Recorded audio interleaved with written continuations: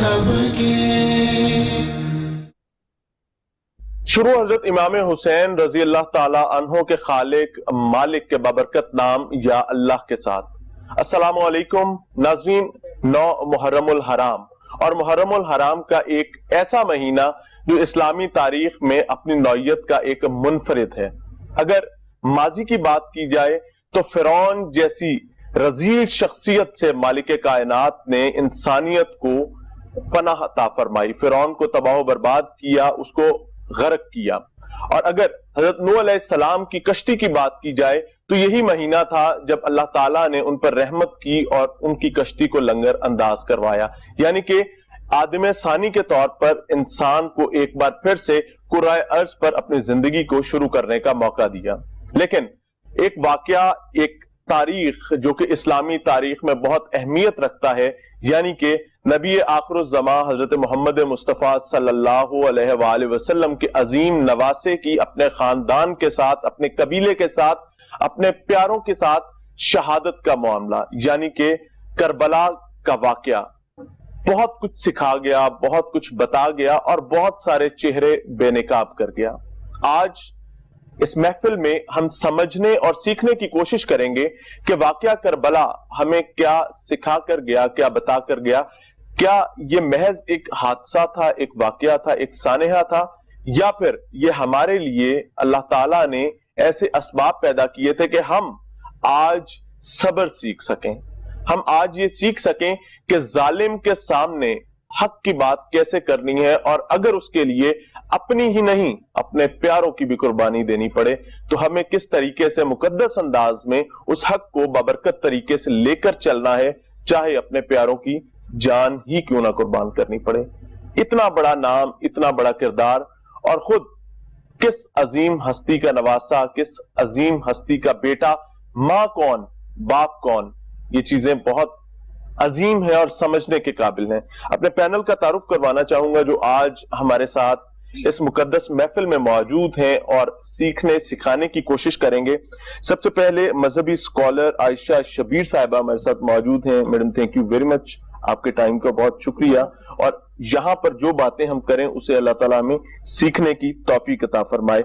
ऐनुल हक बगदादी साहब हमारे साथ मौजूद हैं। सर, आपके वक्त का भी बहुत शुक्रिया। हज़रत इमाम हुसैन की मोहब्बत की महफिल है और अल्लाह ताला इसे हमें सीखने की तौफीक अता फरमाए। सैयद उसामा शाह बुखारी साहब हमारे साथ मौजूद हैं। सर, आपकी आमद का भी बहुत शुक्रिया। ख्वाहिश ये होगी कि बहुत सारी चीजें, बहुत सारी शमें रोशन करें और अपने दिलों को इस जिक्र से, इस फिक्र से मुनव्वर कर सकें। मनकबत बहुत दिलों के करीब पाई जाती है क्योंकि जिक्र किन अजीम हस्तियों का है, इसको समझने की जरूरत है। और मनकबत के लिए हमारे साथ हमारी प्यारी बच्चियां मौजूद हैं, हमारी बेटियां मौजूद हैं। साजिदा साहिबा हमारे साथ मौजूद हैं, आपकी आमद का भी बहुत शुक्रिया। नौरीन इम्तियाज साहिबा मौजूद हैं, आपकी आमद का भी शुक्रिया। और हाफिजा इकरा अली साहिबा मौजूद हैं। इनसे मनकबत सुनेंगे और अपने दिलों को इस अजीम जिक्र से मुनव्वर करेंगे। सबसे पहले मैं डिस्कशन को आगे चलाने से पहले चाहूंगा कि साजिदा साहिबा हमें मनकबत सुनाएं और हमारी रूहों को मुनव्वर फरमाएं। है चांद मुहर्रम के तू बदली में चला जा, चांद मुहर्रम के तू बदली में चला जा, तुझे देख के मर जाए ना, तुझे देख के मर जाए ना, बीमार है सुगरा। चांद मुहर्रम के तू बदली में चला जा,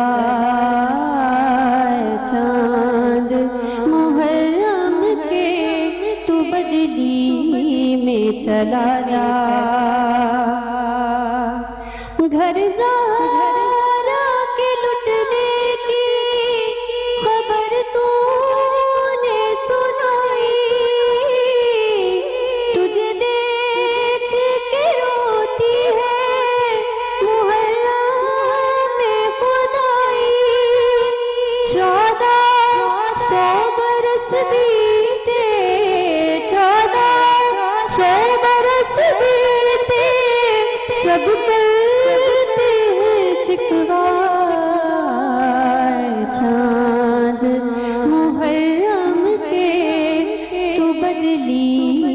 میں چلا جائے چاند محرم کے تو بدلی میں چلا جا تجھے دیکھ کے مر جائے نا تجھے دیکھ کے مر جائے نا بیمار ہے سغرا چاند محرم کے تو بدلی میں چلا جائے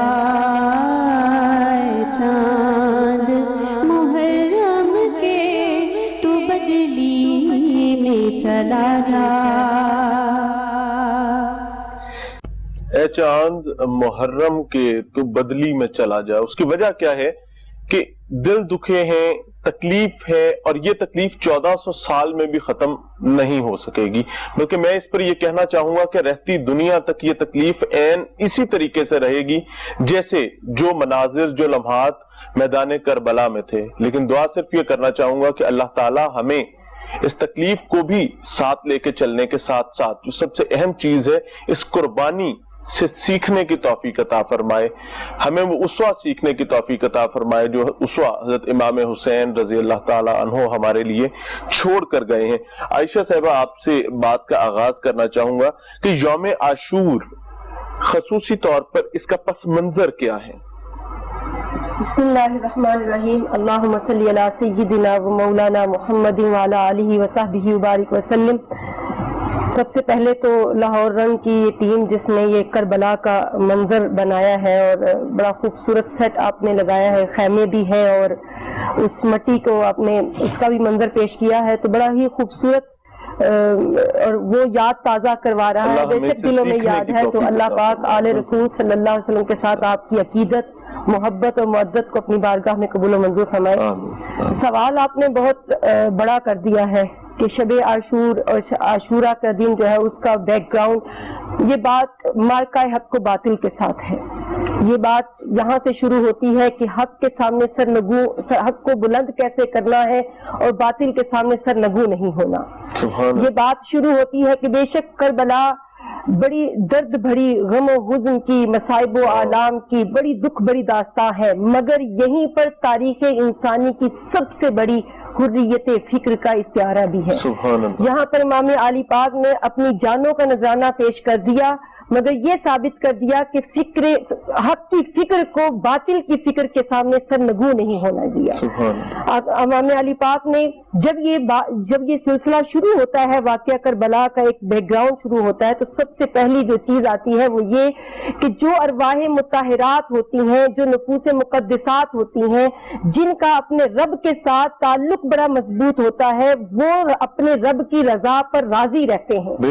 ان کا اپنا کچھ نہیں ہوتا, وہ ان کا ہر قدم, ہر عمل, ان کی ہر جو بھی وہ قدم اٹھاتے ہیں وہ اللہ تعالیٰ کی رضا کے مطابق ہوتا ہے. اور میں تو یہ کہتی ہوں کہ آل رسول صلی اللہ علیہ وسلم تو تفسیر قرآن ہے, وہ سمجھتے ہیں, اور وہ اہل بیت رسول صلی اللہ علیہ وسلم ہے, کہ یہ نواسہ رسول حضرت امام علی پاک جو دوشے سوار مصطفیٰ ہیں, جو آقا کریم کے سجدے میں جائیں تو سوار ہو جائیں تو سجدہ لمبا کرنے کا حکم ہے, آقا حسین کو اذیت دینے کا حکم نہیں ہے. یہ آقا حسین وہ ہیں جن کے بارے میں آقا کریم صلی اللہ علیہ وسلم فرمایا کہ الحسین منی وانا من الحسین, کہ حسین مجھ سے اور میں حسین سے ہوں.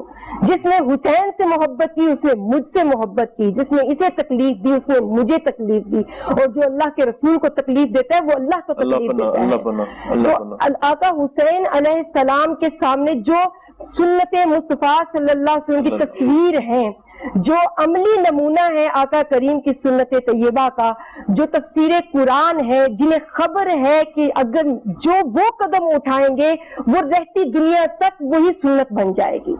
اگر آج وہ حق کے ساتھ کھڑے ہو ہوں گے اور حق کا علم بلند کریں گے. کسی حکمت کو کسی بھی طرح سے اپنے وہ اس میں نہیں لے کے آئیں گے کہ یہ حکمت ہے, حکمت کے تحت ہی خاموش ہو جائیں یا حکمت کے تحت ہی بیعت نہ کریں اور اللہ اللہ کرتے رہیں. تو یہ ارواح مطہرات ایسی نہیں ہے, یہ وہ ارواح مطہرات ہیں جن کے بارے میں قرآن کہتا ہے انما یرید اللہ لیذھب عنکم الرجس اہل البیت ویطہرکم تطہیرا. ان کی ارواح اتنی مطہر ہیں, اتنی تطہیر ہیں کہ ان کے ہاں سے شائبہ تک بھی نہیں کسی ناپاکی کا, چاہے وہ کسی باطل کے ساتھ حکمتاً سمجھوتا کرنا ہی کیوں نہ ہو. تو آقا حسین علیہ السلام کی شخصیت جو قدم بھی اٹھاتی وہ رہتی دنیا تک سنت بن جاتی. اس لیے آقا حسین علیہ السلام نے اپنی جانوں کا نذرانہ پیش کرنا تو قبول کر لیا, سر کٹوا کر نیزے پہ چڑھانا تو قبول کر لیا, اپنے 6 ماہ کے ننھے علی اصغر سے لے کر جوان بیٹوں تک کو قربان کروا دیا, خانوادہ رسول کو قربان کروا دیا. ساری تکالیف ساری مصائب اس لیے برداشت کر لیے کیونکہ قرآن کہتا ہے وَلَنَبْلُوَنَّكُمْ بِشَيْءٍ مِّنَ الْخَوْفِ وَالْجُوعِ وَالنَّقْصِ مِّنَ الْأَمْوَالِ وَالْأَنفُسِ وَالثَّمَرَاتِ وَبَشِّرِ الصَّابِرِينَ الَّذِينَ إِذَا أَصَابَتْهُمْ مُصِيبَةٌ قَالُوا إِنَّ لِلَّهِ وَإِنَّا إِلَيْهِ راجعون. کہ دیکھیں اللہ پاک نے ان لوگوں کے لیے جو اللہ کی رضا پر راضی رہتے ہیں ان کے لیے یہی کہا کہ جو دعوی محبت کرتا ہے اس کے ہاں سے, جو دعوی عشق کرتا ہے تو اللہ پاک ان کو ابتلا بھی دیتا ہے, آزمائشیں بھی دیتا ہے.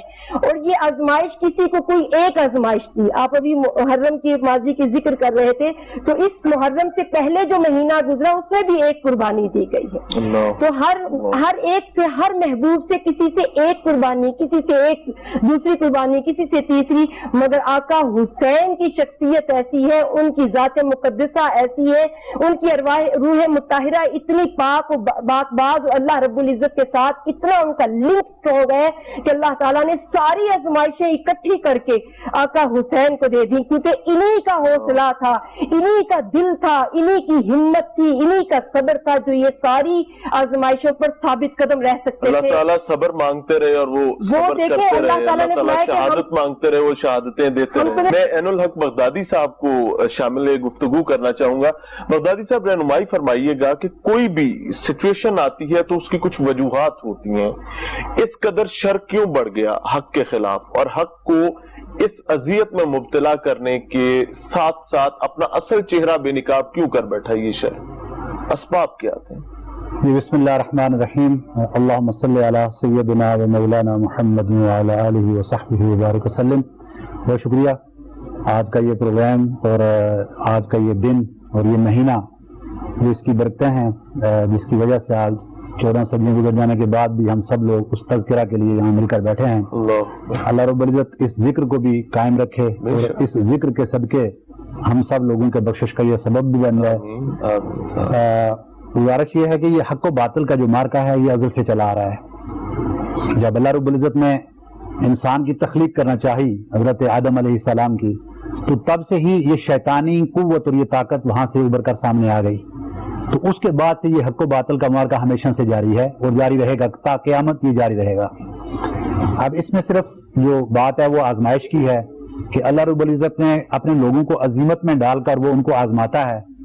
تو شیطان کے لیے یہ چیلنج دے دیا گیا ہے کہ تم جتنا بھی کوشش کر سکتے ہو وہ کر لو, لیکن جو میرے ہو کر رہ جاتے ہیں اخلاص کے ساتھ اللہ رب العزت کی محبت اور اس کی رضا کے لیے جو آپ کام کرتے ہیں, پھر ان کو اس چیز سے کوئی غرض نہیں رہتی. وہ اپنی دنیا کو بھی قربان کرتے ہیں, وہ اپنی اولادوں کو بھی قربان کرتے ہیں, وہ اپنی جان کی بھی پرواہ نہیں کرتے. یہ سب کچھ کر کے بھی وہ دین کو کم از کم بچا لیتے ہیں. یہی وہ حق و باطل کا مارکا تھا کہ حضور نبی اکرم صلی اللہ علیہ وآلہ وسلم جس دین کو لے کر مبعوث ہوئے تو آپ علیہ السلام نے کن کن کٹن مراحل سے گزر کر اس دین کو نوزائیدہ بچے کی طرح جس کی پرورش کر کے اس کو اتنا جوان کیا کہ وہ اتنا پھیلا اور پھولا اور پھر وہ براعظم تک پہنچا. تو اب یقیناً جس انداز میں وہ دین پھیلا تھا اور جس تیزی کے ساتھ جو اس سے پہلے موجود جو شرائط تھیں ان کا خاتمہ ہوا تھا, تو یقیناً وہ بھی ان کے لوگوں کے دماغوں میں کھٹک رہی تھی چیزیں.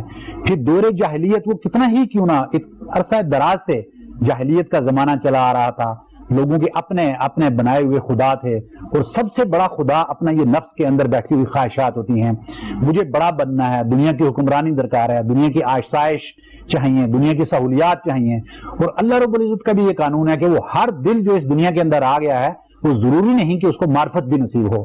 تو جب یہ نہیں ہوتا تو یقیناً وہ حق و باطل کا مارکا چلتا ہے. لیکن اللہ رب العزت نے یہ بھی رکھا ہوا ہے کہ جب یہ چیزیں قریب ہو جاتی ہیں، یہ دونوں لائنیں ملنے کے قریب آ جاتی ہیں، اس وقت رب تعالیٰ کسی ایسی ہستی کو لے آتا ہے، پھر وہ اس خط کو واضح کر دیتا ہے حق اور باطل کے درمیان میں. اور وہی امام حسین رضی اللہ تعالیٰ عنہ ہیں کہ وہ اپنے نانا کے اس دین کو، کہ جس کے لیے آپ نے وہ مکہ میں رہتے ہوئے قریش والوں سے کون کون سی تکالیف تھی جو آپ نے نہیں برداشت کی اور اٹھائیں، لیکن آپ نے ہمیشہ اس دین کو بچا کے رکھا. اصل مقصد حق کو بچانا تھا، حق کو ساتھ لے کر چلنا تھا. اسامہ شاہ بخاری صاحب کو بھی شامل کرنا چاہوں گا. اسامہ بھائی رہنمائی فرمائیے گا کہ ایسی وجوہات، میں چاہتا ہوں کہ ہمارے ناظرین بھی ایک بار پھر سے اس تمام چیز کو ریکال کریں کہ یہ سفر اور اس سفر کے کٹھن مراحل، میدان کربلا تک پہنچنا اور اس تمام ضمن میں حق کو سنبھال کے رکھنا، حق کو پالنا پوسنا، آگے بڑھانا اور حق کے لیے قطعی کسی قربانی سے دریغ نہ کرنا، یہ وجہ کیا تھی، اسباب کیا تھے اس کے؟ نحمد و نصلی علی رسول الکریم، اما بعد فاعوذ باللہ السمیع العلیم من الشیطان الرجیم، بسم اللہ الرحمن الرحیم. بہت اہم موضوع ہے اور میں سمجھتا ہوں ہمارے لیے بڑا اعزاز ہے کہ آج ہم سب یہاں پر ذکر امام حسین علیہ السلام کے لیے حاضر ہیں، اور ہمارے لیے بڑا شرف اور اعزاز ہے. شاعر نے کیا خوب کہا کہ جب ان کا ذکر کر لیا تو صبح مہک مہک اٹھی، جب ان کا غم جگا لیا تو رات مچل مچل گئی. آج ان کا غم بھی ہے، آج ان کا ذکر بھی ہے. حضرت امام حسین علی مقام، آپ ایسی ہستی ہیں جن کے والے سے آقا علیہ السلام نے فرمایا حسین منی وانا من حسین، حسین مجھ سے ہے اور میں حسین سے ہوں. یہ اعزاز اللہ کے رسول صلی اللہ علیہ وسلم نے اس کائنات میں صرف دو ہستیوں کو عطا فرمایا. ایک آپ کے بابا حضرت علی کرم اللہ وجہ الکریم کو بیان فرمایا، علی منی وانا منک، علی تو مجھ سے ہے میں تجھ سے ہوں. اور دوسرا اعزاز انہی کے صاحبزادہ حضرت امام حسین علیہ السلام کو عطا فرمایا، حسین مجھ سے ہے اور میں حسین سے ہوں. حسین مجھ سے ہے کہ تو سمجھ آ رہی ہے کہ آقا سورج ہیں، حسین ان کی کرنیں ہیں. آقا چاند ہیں تو حسین ان کی چاندنی ہے. آقا پھول ہے تو حسین ان کی خوشبو ہے. لیکن میں حسین سے ہوں. یہاں پہ جو من ہے یہ تبعیض کا نہیں ہے، یہ بیان کا ہے. بیان کیا کر رہا ہے؟ ایک وقت آئے گا کہ جب میرا حسین کربلا کے میدان میں ہوگا تو وہ حسین نہیں ہوگا، وہ خود محمد رسول اللہ صلی اللہ علیہ وسلم ہوں گے. کس طرح ہے وہ؟ اسی طرح کہ اللہ کے رسول صلی اللہ علیہ وسلم نے 3 خطبات بیان فرمائے. ایک خطبہ ہے انی تارکن فیکم ثقلین. یہ خطبہ حجۃ الوداع کے موقع پر آپ نے مختلف خطبات جو ہے بیان فرمائے تھے. ان میں سے ایک خطبہ جو ہے اس کا یہ خلاصہ ہے. آقا علیہ السلام نے فرمایا انی تارکن فیکم ثقلین لن تزلوا ما تمسکتم بہما. میں تمہیں 2 بڑی وزنی چیزیں چھوڑ کے جا رہا ہوں.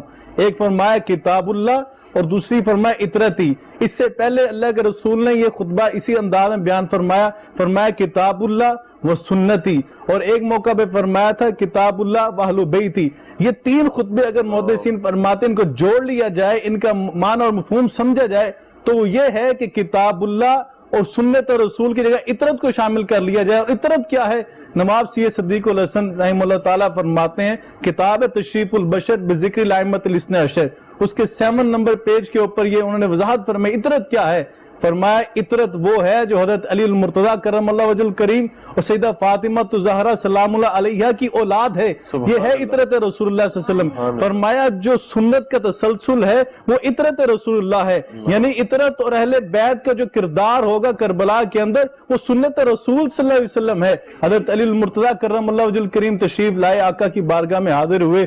آ کر کیا دیکھا؟ آقا علیہ السلام رو رہے ہیں. آپ کے آنسوؤں سے آپ کی داڑھی مبارک تر ہو چکی ہے. حضرت علی المرتضیٰ کرم اللہ وجہ عرض کرتے ہیں اللہ کے رسول یہ کیا ماجرا ہے؟ میرے ماں باپ آپ پہ قربان جائیں، آپ کو کس نے ستایا ہے؟ کیا غم ہے کہ آپ کی آنکھوں سے اتنے آنسو بہ رہے ہیں کہ داڑھی مبارک تر ہو چکی؟ آقا علیہ السلام بیان فرماتے ہیں آج جو لوگ کہتے ہیں نا حسین کی یہ شہادت پہ رونا جو ہے جناب فلاں چیز ہے فلاں چیز، یہ پتہ چل رہا ہے کہ حسین کی شہادت پہ رونا یہ سنت رسول اللہ صلی اللہ علیہ وسلم ہے. اب سنیے اللہ کے رسول کیوں رو رہے ہیں. آقا علیہ السلام نے فرمایا ابھی میرے پاس جبریل امین آئے اور یہ اطلاع لے کر آئے کہ آپ کا بیٹا امام حسین فرات کے کنارے پر شہید کر دیا جائے گا.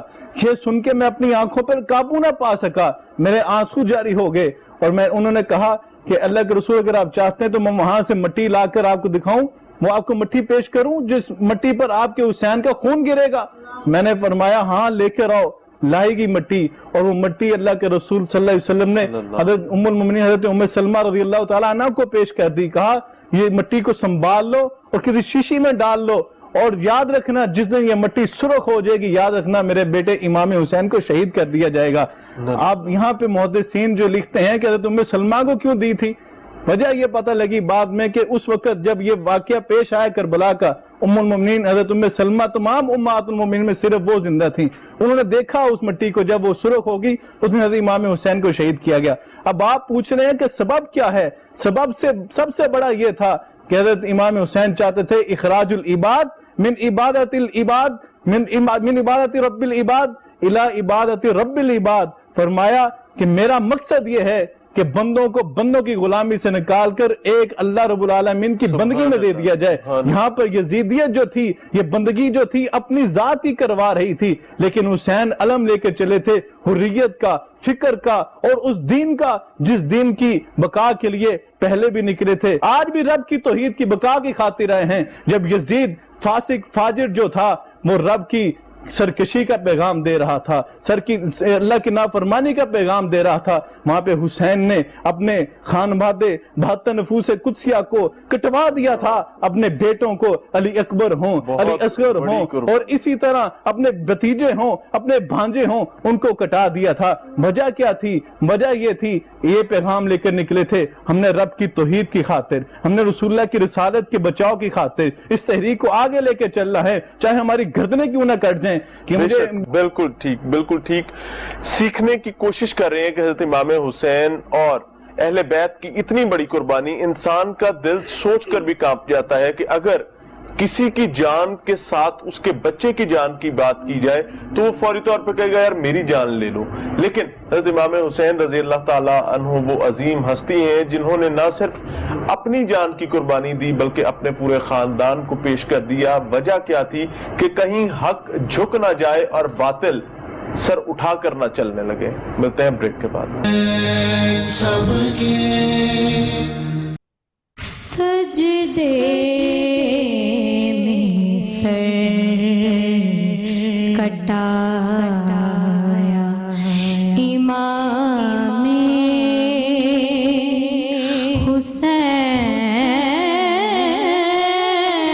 حسین نے, نانا کا دین بچایا امام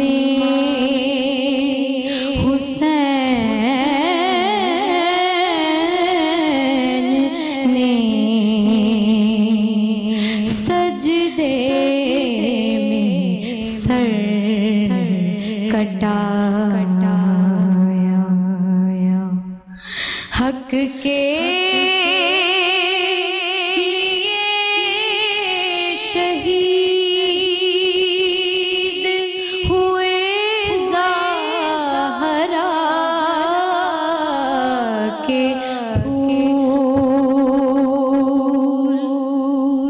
حق کے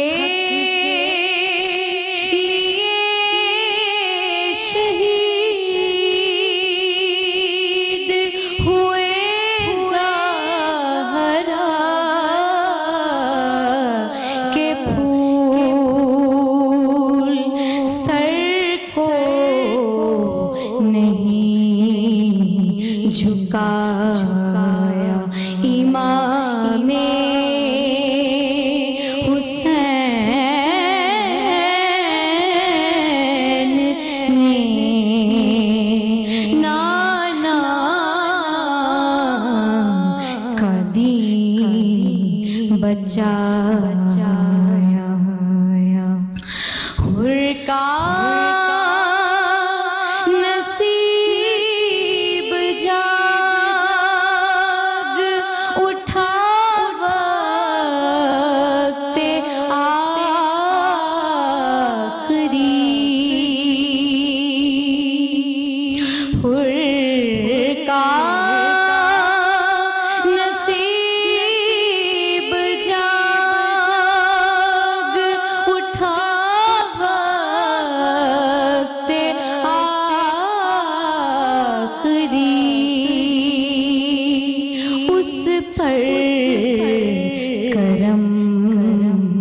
कमाया इमाम हुसैन ने सजदे में सर कटाया कुरान भी सुनाया नेज़े की नोक पर कुरान भी सुनाया नेज़े की नोक पर ये मौजज़ा दिखाया इमाम हुसैन ने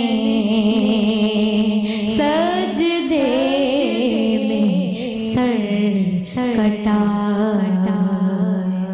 नौरीना इम्तियाज साहिबा अपनी मोहब्बत का इजहार कर रही थी, मनकबत पेश कर रही थी। नाज़रीन, जिक्र है इमाम हुसैन रज़ी अल्लाह ताला अन्हो का, और ये कोई आम, ना तो आम बच्चे थे, ना आम नौजवान थे, और ना ही कोई आम शख्सियत थे। ये किसी आम नाना के नवासे नहीं थे, ना ही ये किसी आम माँ के बेटे थे, और ना ही किसी आम बाप के बेटे थे।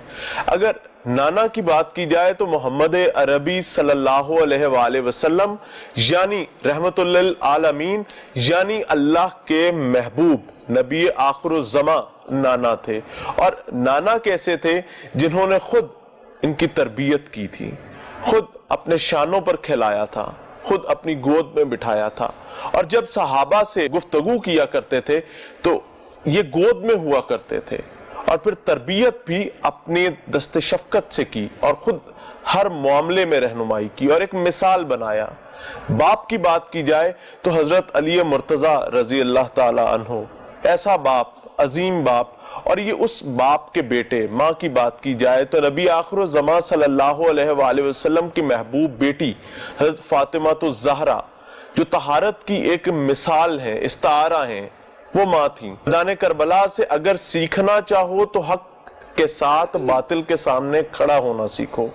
अगर सीखना चाहो तो सब्र भी सीखो और शुक्र भी सीखो।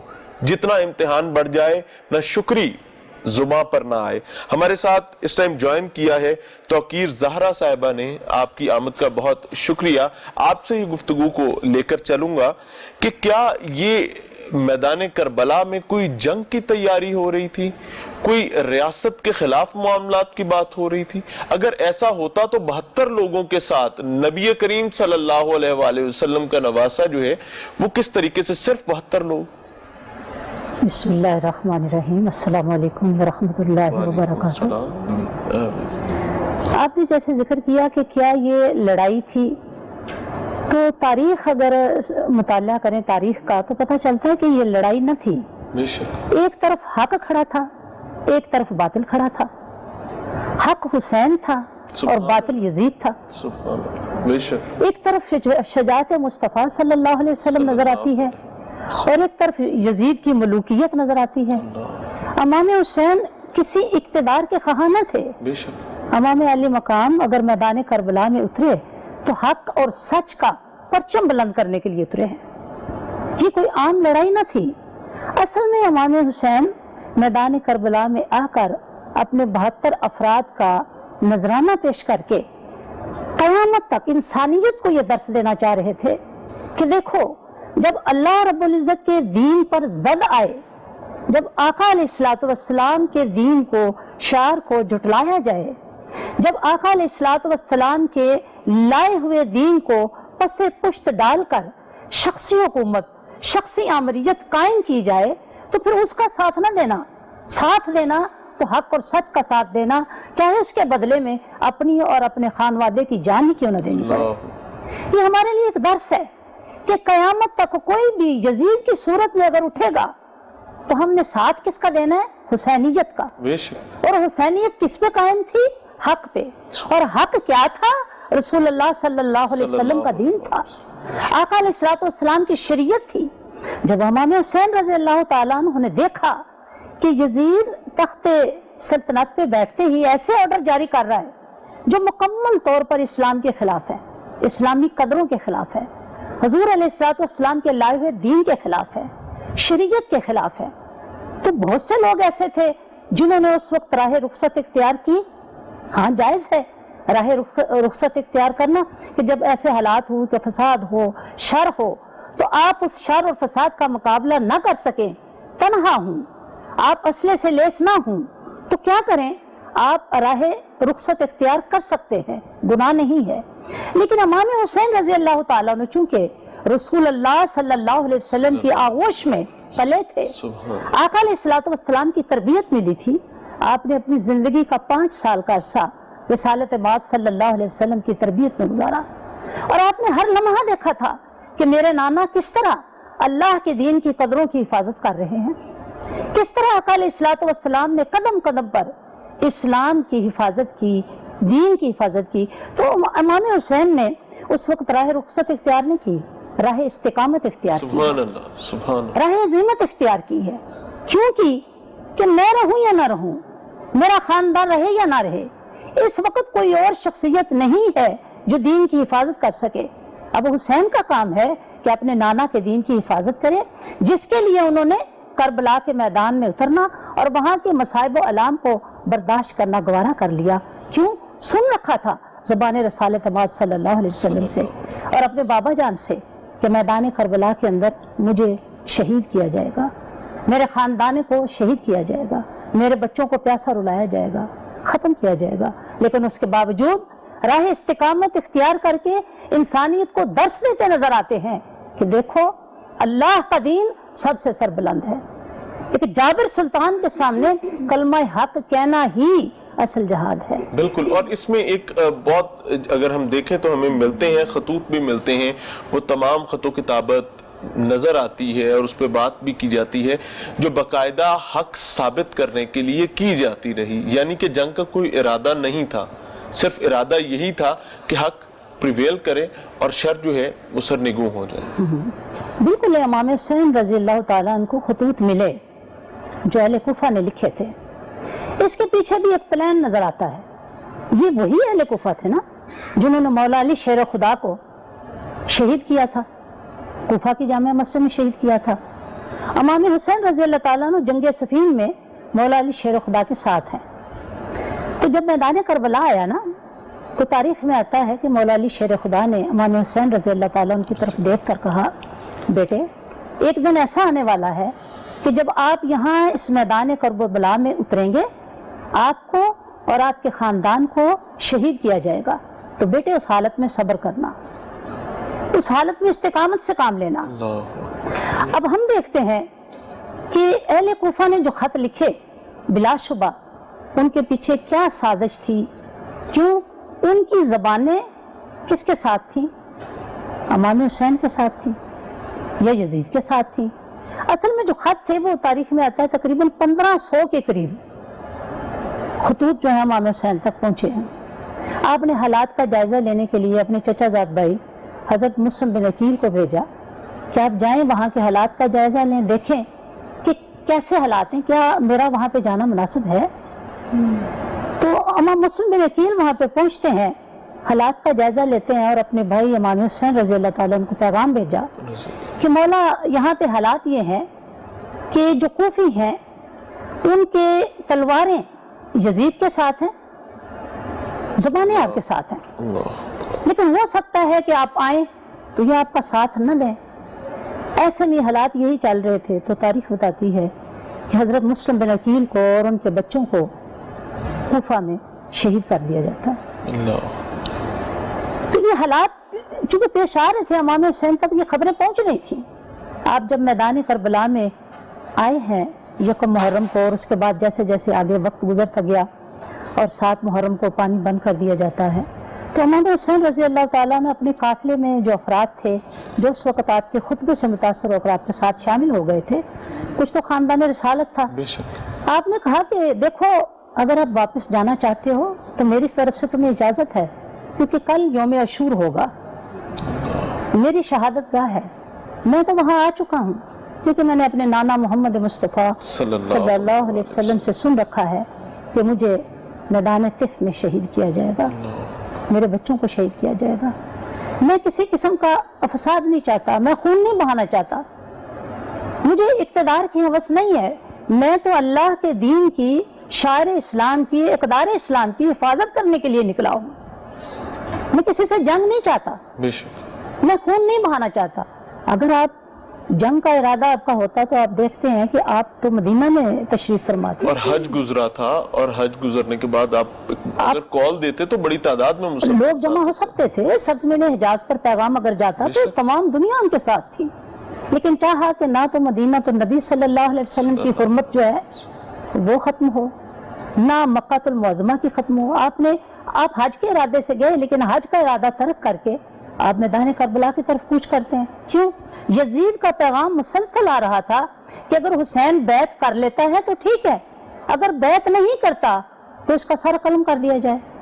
अब अगर इमाम हुसैन की नीयत ये होती कि नहीं जंग कर लेते हैं, देखते हैं कौन जीतता है, नहीं, जंग तो आपकी नीयत ही नहीं थी, इरादा ही नहीं था, तो आपने मदीना पाक को भी छोड़ा, मुश्किल में नहीं डाला, जी, मक्का पाक को भी छोड़ा और मैदान करबला की तरफ सफर शुरू कर दिया। अब यहाँ से हमें ये दर्स मिलता है कि हक हक है, मसाइब व अलाम आते रहते हैं, लेकिन मसाइब व अलाम को देखकर नीयत न बदलना ये मोमिन का शियार है। बहुत खूबसूरत, बहुत खूबसूरत। अल्लाह ताला अमल की तौफीक अता फरमाए। आयशा शबीर साहिबा, इस तमाम सफर में एक मुश्किल सफर, तकलीफ दे सफर, और इसमें खवातीन का किरदार, नौमौलूद बच्चों को साथ लेकर जाना, किस तरीके से देखती हैं कि वो सफर में खवातीन का जज्बा हमें आज क्या सिखाता है? आज अभी जो गुफ्तगू हो रही है कि मदीना पाक से लेकर करबला तक का जो सफ़र है, और इसमें आप देखते हैं कि जब मदीना पाक को छोड़ा जाए, किसी का अपना वतन हो और वो वतन जिसमें आँख खोली और आका करीम सल्लल्लाहु अलैहि वसल्लम की आगोश रहमत में वहाँ पर वक्त गुजारा हो, उस आगोश रहमत को छोड़ के आना और आका करीम के शहर को छोड़ के आना एक बहुत बड़ा, यहीं से एक बहुत बड़े सब्र का इम्तिहान है। लेकिन आका हुसैन अलैहिस्सलाम ने, अभी मैं जो तोकी बाजी गुफ्तगू कर रही थी, मैं उसको तसलसल में थोड़ा सा करके फिर इस पे आती हूँ कि मदीना पाक में आपको जब बैत के लिए गवर्नर मदीना ने कहा तो आप सिर्फ इस नीयत के साथ कि चूँकि हुर्मत का महीना आ रहा है, हज का महीना आ रहा है, और वहाँ पर तो किसी जूं तक को मारने का हुक्म नहीं है, इजाज़त नहीं है, तो वहाँ पर यजीद अपने इन नापाक इरादों को अमली शक्ल इख्तियार नहीं दे सकेगा, नहीं उस पर अमल नहीं कर सकेगा। तो मैं यहाँ से हिजरत करके तो मक्का चला जाता हूँ ताकि वहाँ पर जो है ये मामलात इस तरह से ना हो, ताकि बेहतरी आए, खून खराबा ना हो, फसाद ना हो, हुर्मत मदीना भी कायम रहे और हुर्मत मक्का भी कायम रहे। लेकिन आप ये देखें कि मदीना पाक में हज़रत अब्दुल्ला बिन ज़ुबैर भी हैं, हज़रत अब्दुल्ला बिन अब्बास भी हैं, हज़रत अब्दुल्ला बिन उमर भी हैं, जो मुसलसल रोक रहे हैं कि आप यहाँ से न जाएं। अगर वो लड़ाई का इरादा और जंग होती, इक़्तिदार की, हुकूमत की, ये अगर उनको लालच होता, तमा होता, या कोई उनके अंदर थोड़ी सी रमक भी होती, तो वो मदीना पाक छोड़ के नहीं जाते जहां पर उनके जानिसार मौजूद थे, जहां उन पर जान देने वाले मौजूद थे, जहां जिनके एक इशारे पर तलवारें निकल आती। मगर आप वहां से क्यों हिजरत कर गए? सिर्फ और सिर्फ मदीना पाक की हुर्मत को बचाने के लिए, क्योंकि आप यजीद के इरादे को समझ गए थे। आपने गवर्नर मदीना को यही जवाब दिया था ना कि आका हुसैन से पूछा कि आप इस यजीद की बैत क्यों नहीं करते? मैं मिसली ला युबायु मिसलुहु, कि मुझ जैसा इस जैसे की बैत नहीं कर सकता, क्योंकि मैं हुसैन इब्ने अली हूँ, मेरे लोगों में अली का खून दौड़ता है, मैंने फातिमातुज़ ज़हरा का दूध पिया है, मैंने आगोश रहमत मुस्तफ़ा में परवरिश पाई है, मेरा नाम अदल है, मेरा नाम अमन है, मोहब्बत है, वफा है। हुसैन दीन मुस्तफ़ा की अज़मत का नाम है, हुसैन दीन मुस्तफ़ा की हुर्मत का नाम है, हुसैन दीन मुस्तफ़ा की इज़्ज़त का नाम है, जो हुसैन दीन मुस्तफ़ा की इक़दार की हिफाजत का नाम है, उन कदरों का नाम है, शरीयत मुतहरा की कदरों का नाम है। अगर हुसैन इस जैसे की कैसे बैत कर सकता है, जबकि यजीद जबर का नाम है, फिस्क का नाम نام ہے, فجور کا نام ہے, شرابی ہے, بد کردار ہے, بدعنوان ہے, ظالم ہے, غارت گری کرتا ہے, قتل و غارت کرتا ہے, خون بہاتا ہے, ملوکیت پر کی وجہ کا وہ ہے پیش خیمہ ہے, میں مجھ جیسا اس جیسے کی بیعت کیسے کر سکتا ہے. یہ ایک استعارہ, ایک ٹرم ہے جو امام علی پاک نے دی, اور اتنی خوبصورت ٹرم ہے جو رہتی دنیا تک کہ اپنے کردار کے اندر حسینیت کو اتنا زندہ کر لو کہ وہ یزیدیت کے سامنے جھک نہ سکے. اس ارادے کے ساتھ, اس نیت کے ساتھ جب آپ اپنے خاندان کو اطلاع دیتے ہیں کہ میں یہاں سے کوچ کر رہا ہوں, اپنے نانا کا شہر چھوڑ رہا ہوں, تو آپ دیکھیں بی بی زینب سلام اللہ علیہا, میری بڑی خوبصورت, ہر مومن اور جتنی بھی مسلمان عورتیں ہیں یقیناً ان کی آئیڈیل ہونی چاہیے, ایک انقلابی خاتون, جرت و بہادری کا نشان ہے, ایک لمحے کے لیے بھی نہیں سوچا صبر کا عزم, جو جتنی مضبوط, جتنی جرت, جتنی بہادری, جتنی شجاعت اس سیدہ زہرا ثانیہ زہرا کے اندر نظر آتی ہے, وہ کم ہی تاریخ میں کوئی ایسی عورت ہوگی کہ جو صدائے انقلاب بپا کرنے کے لیے, جو اپنی کوفہ, شام, دمشق کے بازاروں میں اپنی آواز کو بلند کرنے کے لیے اپنے بھائی کے ساتھ اپنا شہر چھوڑ کے جا رہی ہیں, اور اپنے چھوٹے بچوں کے ساتھ. اور وہ اپنے بچوں کو کیوں ساتھ لے کر گئی ہیں کہ اس مارکہ حق و باطل میں کہیں میرے بچے پیچھے نہ رہ جائیں. اللہ میرے اس حق میں جب کھڑے ہوں گے سب, حسین کربلا میں کھڑے ہوں گے, تو کوئی یہ نہ کہے کہ زینب خود تو چلی گئی مگر اپنی محبت کرنے والی, جن سے محبت کرتی یعنی تھی, سب کچھ نچھاور کیا, کھلے دل کے ساتھ کیا, اور خواتین کا کردار, بچوں کا کردار, نوجوانوں کا کردار قابل تقلید ہے. اس میدان کربلا میں جو کچھ ہوا, بہرحال اسے ہمیں بہت کچھ سیکھنا چاہیے. منقبت کے لیے میری خواہش ہوگی کہ منقبت بھی ضرور سنی جائے, اور اس حوالے سے ہمارے ساتھ حافظہ اقرا علی صاحبہ موجود ہیں. بسم اللہ فرمائیے گا. یہ بات کس قدر ہنسی, یہ بات کس قدر ہنسی جو کہہ گئے معین الدین کہ دین کی پناہ حسین ہے, میرا حسین ہے, ایسا بادشاہ حسین ہے, میرا حسین ہے, میرا بادشاہ حسین ہے. امن کا مہر و ماہ بھی جو شاہ کا ہے شاہ بھی, ایسا بادشاہ حسین ہے, میرا حسین ہے, میرا بادشاہ حسین ہے, میرا حسین ہے, میرا بادشاہ حسین ہے.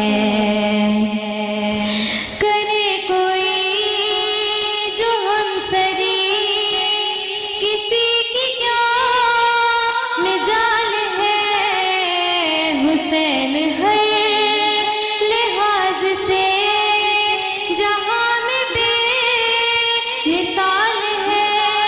یہ ہو چکا ہے فیصلہ, یہ ہو چکا ہے فیصلہ, نہ کوئی دوسرا حسن, نہ کوئی دوسرا حسین ہے, میرا حسین ہے, نہ کوئی دوسرا حسین ہے, میرا حسین ہے, میرا بادشاہ حسین ہے.